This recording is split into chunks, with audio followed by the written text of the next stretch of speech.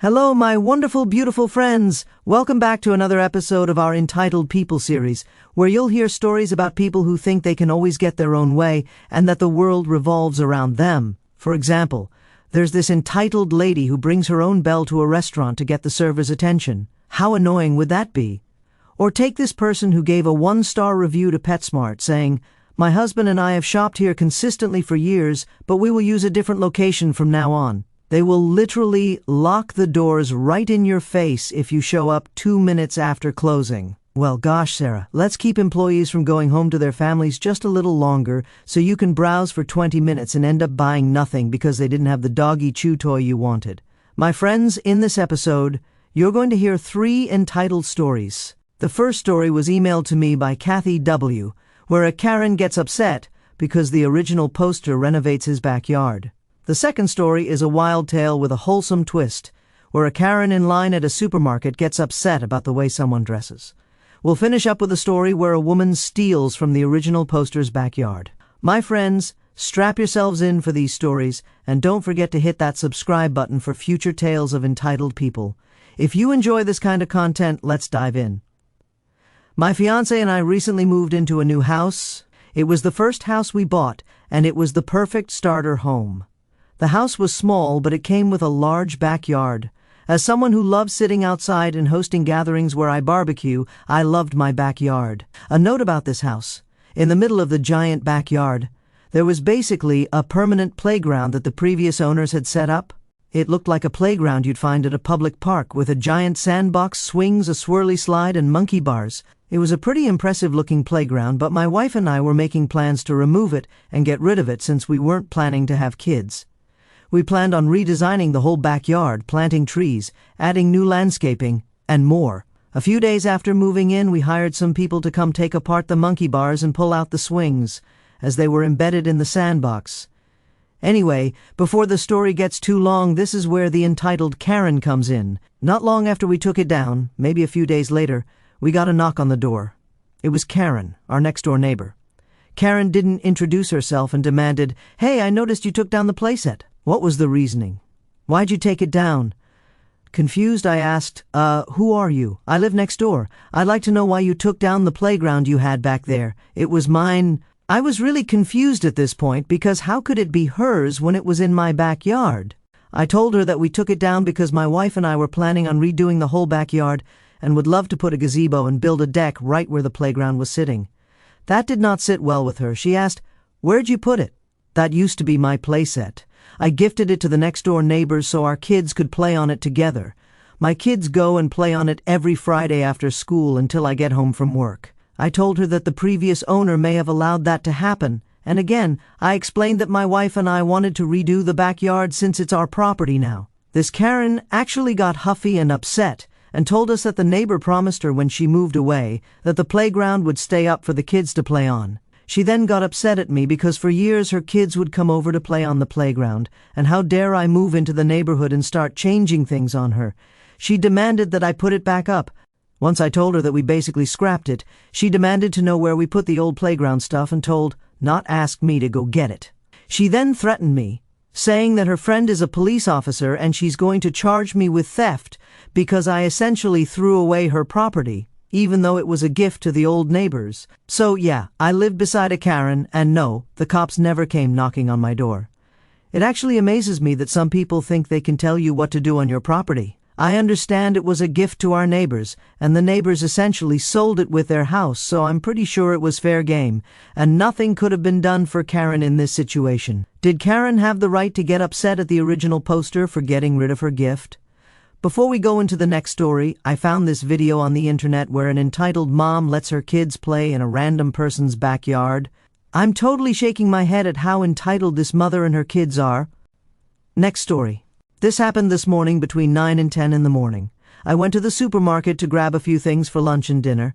It's early and slow, so the store only had the self-checkout and one register open. As I got to the register, I saw a young woman in her early 20s with a sleeping baby in her arms and a basket, with formula, diapers, over-the-counter baby items for diaper rash, and several prescriptions that were paid for at the pharmacy. The girl got to the register before me, and then I saw the rampage, Karen coming out of the aisle right in front of me. I knew there'd be trouble from the oversized sunglasses, the Karen haircut, the yoga pants that were 3 sizes smaller than they should have been, and the very low-cut top that showed off a lot of skin that no one I knew wanted to see. She had maybe a dozen items in her cart. With the global situation, the clerk, the 20-something girl, and I were wearing the required masks, but of course, Karen couldn't be bothered and was also ignoring the 6-foot markings on the floor for social distancing.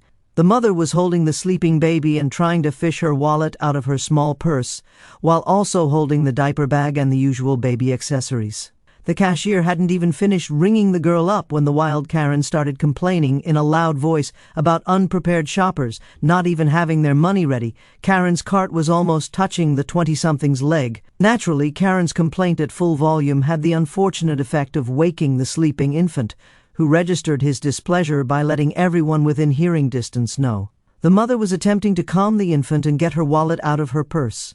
The fact that Karen had to wait and now listen to the infant that she woke up caused another nasty tirade. I'm in line behind Karen at this point, and what she does next makes me lose it. She's been berating the cashier for not being fast enough, and then she snaps at the young mother that she should make that kid be quiet. Additionally, Karen decided to attack the girl some more by shrieking that if she didn't dress so inappropriately, she wouldn't have gotten pregnant. She said this because it was apparently obvious that the 20-something's jeans were too tight, as well as her top. The young mother went beet red, the cashier was in shock, the infant, not liking the noise, was letting it be known that he wasn't happy. Karen had gotten on my last nerve, and being old, sick, and in a bad mood, I let loose. I slipped past Karen and tossed my card to the cashier, telling her that the young lady's bill is on me. That got Karen to start yapping again, only for me to loudly say, "Shut up! I'm as tired of your mouth as the little man is." That stunned Karen, who could only sputter. The young mother thanked me and proceeded to give the infant her full attention.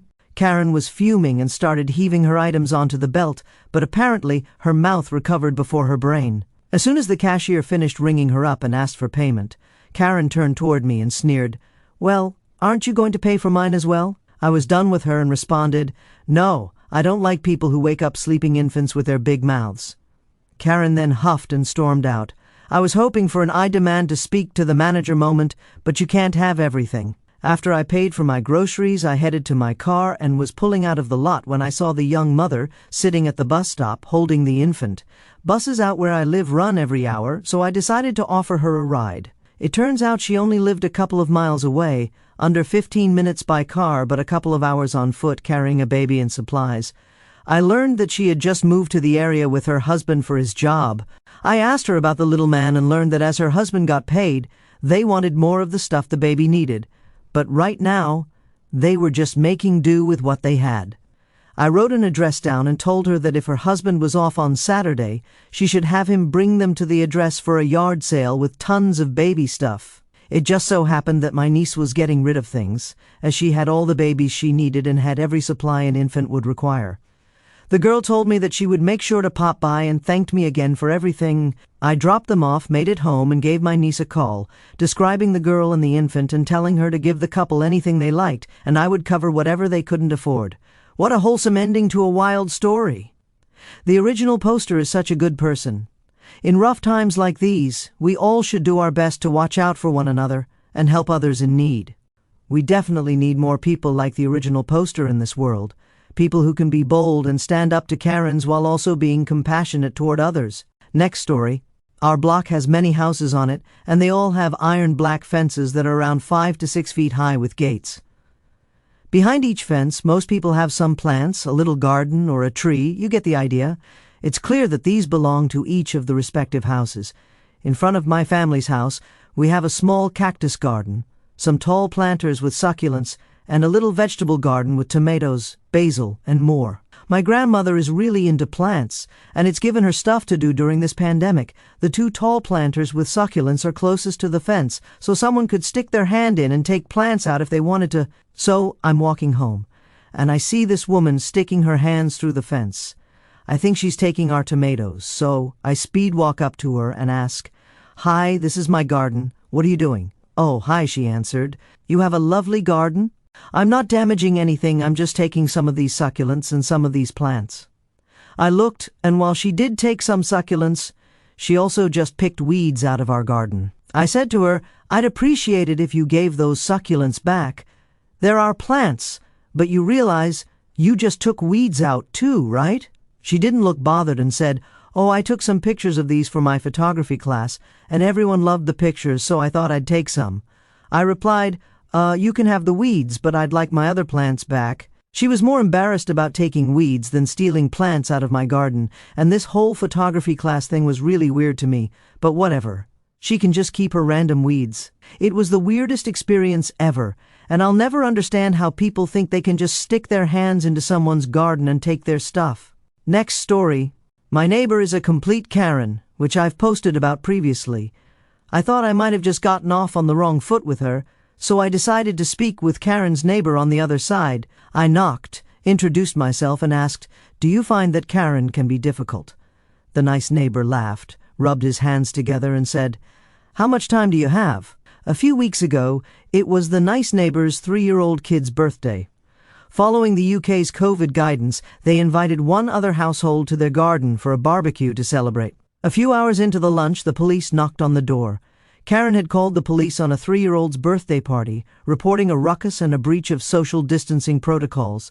The neighbors explained the situation to the police, who apologized for the inconvenience.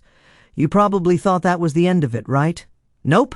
Karen reported the family and their friends to the police again, claiming she suspected the 3-year-old was being abused because the children were screeching and screaming while playing with water guns, and the parents were allegedly drunk and disorderly. When the police arrived again, the nice neighbors were furious but managed to stay composed. The police spoke to the kids, who were happy and just confused about why the police kept showing up. They also spoke to the adults, who were sitting outside with only 2 beers and half a bottle of wine shared among 4 people. The nice neighbor says he has many stories like this but is trying his best to avoid Karen at all costs, to avoid confronting her. "I think the police should have done something about Karen, but I don't know the law." "Oh, silly, crazy Karen is at it again. Is there anything that can happen to Karen if she keeps calling the police for unnecessary reasons?" I've read stories about entitled neighbors calling the cops for the silliest things, and I'm really curious about what consequences they might face. If any of you know, please leave a comment below for me and others who want to know the answer. Next story.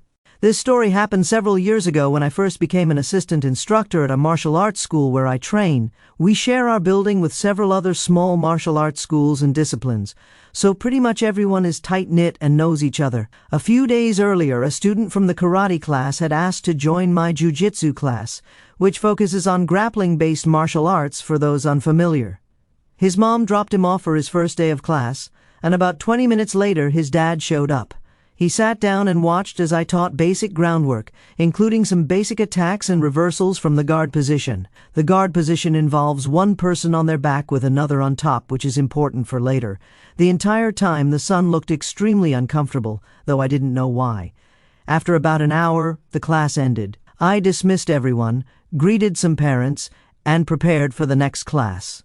As I passed by the dad, he pulled me aside to talk privately. He said, "My son ain't no offensive term replaced with weakling." I was taken aback by his tone and the smell of alcohol on his breath. I asked, "Did someone call him that in class?" He replied, "No, I'm just not paying you to teach him this weakling stuff. I'm bringing him here so he can learn to fight." He raised his voice and punched my shoulder hard to emphasize his point. I told him to quiet down as he was drawing attention by yelling. He continued, saying, "He don't need to know how to lay on his back and spread his legs. He ain't no weakling." He raised his voice even louder. I said, "Sir, I'm going to have to ask you to please leave." He kept going, saying, "I ain't bringing him here for you to get your kicks and try to change him." You offensive term replaced with jerk. Parents and students were now fully aware of the situation. His son tried to pull him away, but the dad ignored him. He said, "You want to settle this right now?" "I got my friends Smith and Wesson out in the truck. They can help us solve this and give you some medicine." He started moving toward the door, and I moved to block it.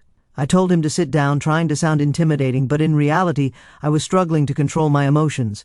I was confident in my skills, but this guy had 40 pounds on me, and no martial artist wants to be in this situation. All I knew was that I wasn't letting this guy, who just threatened me, anywhere near his car. He took a swing at me, and I tackled him to the ground. I put him in a chokehold, applying pressure each time he tried to move. I stayed on top of him until the police arrived, which felt like forever. Long story short, they took him away. I later learned from the mom that they were in the middle of a divorce. The dad was banned for life, and measures were taken to ensure he couldn't come near me, the school, or his son and ex-wife again. The mom got custody, and the kid is still training with us. From what I understand, the dad is still in and out of jail. What a crazy dad. Threatening a martial arts instructor out of nowhere, claiming you have a weapon in your truck and then trying to get it? That liquid courage really got him in trouble that day. How embarrassing that he ended up on his back after making that snide remark about it. What a silly, silly man. Next story. My brother's wedding was 2 years ago, but this still frustrates me every time I think about it. My grandmother is rather entitled. If she isn't the center of attention, she will make herself the center of attention. At my brother's wedding, I was the best man. I have a tiny car and needed to be at the wedding venue early. My grandma was supposed to be picked up by my parents later. She wasn't ready when I needed to leave, so I assumed all was well. We set everything up at the venue, took photos, and prepared for the ceremony.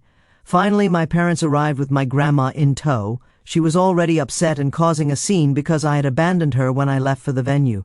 We managed to calm her down, but I could see my brother was disappointed with the situation. He just wanted everything to go smoothly, and was too nice to say anything to our grandma.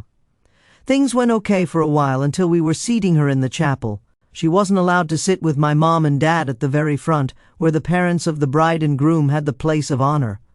Once again, she made a big scene until she was moved to the front next to my parents. My brother was red with embarrassment as everyone from both families had filed into the chapel. Things calmed down when she got her way. The last straw was at the reception. Everyone was eating and having a good time, and I was checking on the tables to ensure everything was going well. When I got to my grandma's table, I don't remember exactly what she said, as I lost my temper, and it was 2 years ago, but it was something like, "Why is this taking so long? If they aren't going to get the reception moving along, I need you to take me home." I replied, "I still have to give the best man speech, and you aren't going to ask my mom and dad to take you back." Then she said the words she used to say to me growing up whenever I disagreed with her, which instantly triggered me, "Don't you get smart with me, you little brat." I saw red. I asked her to come outside the venue, and then I got harsh. I didn't yell because I didn't want to draw attention, but anyone nearby could tell I was furious.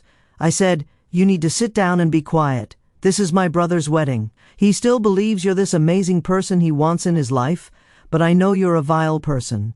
You mistreat and abuse my mom, and you're trying to do the same to my brother now. This won't fly with me. I know what you are, and if you don't go back in there and pretend you're having a great time, you will have nothing to do with my life." She got upset and said, "How dare you talk to your elders like that?" I handed her the keys to my car and told her she could leave if she couldn't stand the reception, but if she did, she would never be invited to anything in my life. Not my wedding, not my graduation, not even to see any grandchildren I may have. Apparently, she didn't care or thought I was bluffing because she left. I haven't seen her since, and it's my choice. She complains to my mom that I don't talk to her. I specifically sent her what looked like an invitation that told her she wasn't invited to my wedding or my graduation after learning about the racist comments she made about me and my Asian wife. I'm Caucasian, and she said it was good we hadn't had children yet because the world doesn't need any more Asian babies. If there was any chance I could forgive her for trying to ruin my brother's wedding, her racist remarks solidified my determination that she would never meet her grandchildren. I'm not even sure I would visit her on her deathbed. I don't know if I overreacted or if I'm a bad person for responding like this, but I watched for 18 years as she emotionally abused my mom and my dad by proxy. She had always doted on me and my brother, but when she acted like that at my brother's wedding, all that resentment came boiling to the surface, and I tore into her. In some cultures, you're taught to always respect elders and treat them with the utmost respect. But kudos to the original poster for taking a stand against his grandma. Elder or not, if you give respect and kindness, you'll get respect and kindness in return. Age is just a number. These stories really struck a chord with me, and I'd like to share my views. The playground Karen story is wild. I'd be stunned too if a neighbor claimed my backyard setup. I love how the op calmly explained it's their property now. Karen's theft threat was absurd. Gifts don't grant ownership. Sorry, Karen, you're not entitled to dictate. The supermarket Karen infuriates me. Berating a struggling mom and waking her baby? Vile. I cheered when the OP paid for the mom's items and shut Karen down. Offering a ride and connecting her with baby supplies? Heroic. I aspire to that compassion in chaos. The garden thief story is bizarre. Stealing succulents for a photography class? I'd laugh if it wasn't my garden. The OP's restraint in letting her keep the weeds was diplomatic. I'd have demanded every plant back. Entitlement doesn't justify theft. Karen reporting a toddler's birthday party to the police is next-level petty. Screaming kids with water guns isn't abuse. It's play. I feel for the nice neighbor. Avoiding confrontation is wise, but I wish police could fine Karen for wasting resources. The drunk dad at the martial arts class made my blood boil, threatening an instructor with a gun over jiu-jitsu techniques. Insane. I respect the OP's quick takedown. Protecting students is paramount. The lifetime ban was deserved. Alcohol-fueled rage has no place there. The wedding grandma saga hits hard. I've seen entitled elders ruin events. Demanding front row seats and whining about timing? Selfish. The OP's ultimatum was bold, cutting her off for racism too? Justified. Respect isn't owed to toxic elders. These stories scream entitlement, from backyard claims to family drama. I'm inspired by the OP's backbone. Stand firm against Karens. And that brings us to another end of our Entitled People series. We survived!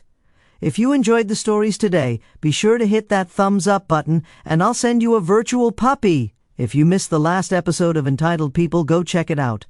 I'll see you all in the next one.